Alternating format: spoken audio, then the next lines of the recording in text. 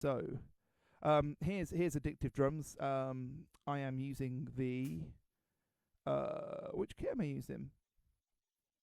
The Studio Rock kit, which is nice. I really like these drums. They're very realistic considering they're MIDI drums. And the way we've got this sound is, as I said, I've got each one going through an individual thing. There's 3 or 4 snares because you need a few to make it sound good. And they're all going into they're all no, they're not. They're all going into a bus. So one thing I find when I'm mixing is that it's really hard to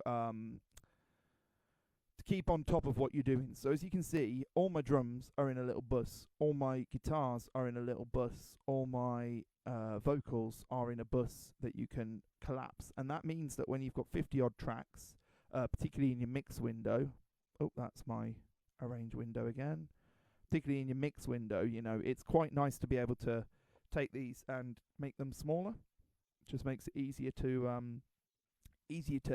manage, to be honest. And if I want to turn all my drums up or down, I could turn them up and down on that fader. So actually there's not that much going on the drums. We've got the Schweppes Omni channel, which is one of my favourite plugins to put on everything. It is all over the mixes. I don't use it as often anymore, but I used to use it all the time.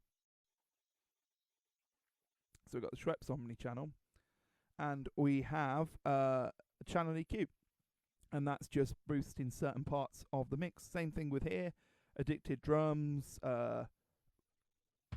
that's your kick. There's a few things going on inside of the actual Addictive Drums as well. That's another thing I like about this plugin, is that you can add effects within the you don't have to add effects after you have finished finding that original sound, which is quite nice. But I've added a bit of distortion, which changes it like this, kind of just shapes it. You can't really hear it too much. And then we've also got a little bit of EQ. And yeah, same thing with basically all of these instruments. We're using Addictive Drums for most of them. The snares are very hitty. I had to do a lot of finding the right pitch for the snare as well.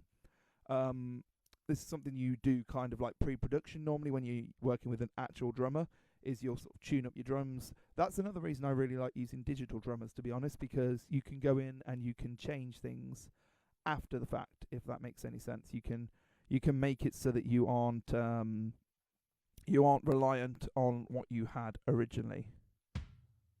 So yeah, that's my drum kit.